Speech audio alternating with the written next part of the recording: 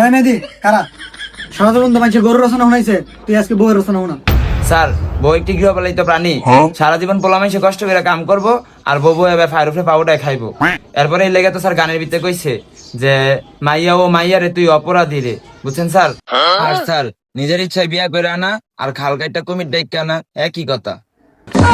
তোরে আমি কইছি বউয়ের রচনা কই দিতি, কুমির ফেলি কই।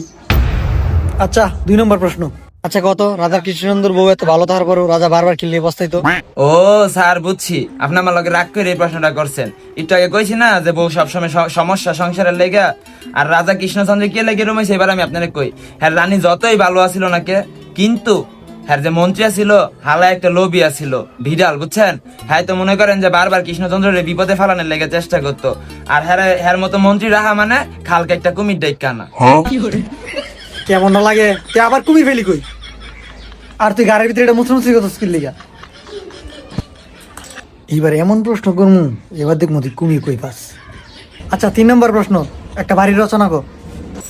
ও স্যার বাড়ির রচনা, এটা আর কঠিন কি? আচ্ছা শোনেন আপনারে কই, যখন জামাই বউ নতুন বিয়া করে, যখন একটা ঘরের ভিতরে ঘুমায়, এরকম অনেকগুলা ঘর মিলে একটা বাড়ি হয়, আর এই বাড়িগুলা ভাড়া দিয়ে বড় লোকেরা চান্দা তুইলা খায়। ও আরেকটা কথা, বাড়িওয়ালা গলাইগা আপনার কোথাও বাড়ি ঘর নদী এলাকায়, আপনারা কিন্তু ভুলেও নদীর পাশে বাড়ি ঘর করেন না। পরে বন্যায় যখন বাড়ি ঘর ভাঙ্গে যাবো গা, তখন এই বড় বড় কুমির আয়া কিন্তু আপনার ঘরে খায় লেবো। আর কুমিরের 4টা পাও আর একটা বড় চওয়ালা দাঁত আছে, বুঝছেন? হ্যাঁ তোর রচনা কর, তুই বল।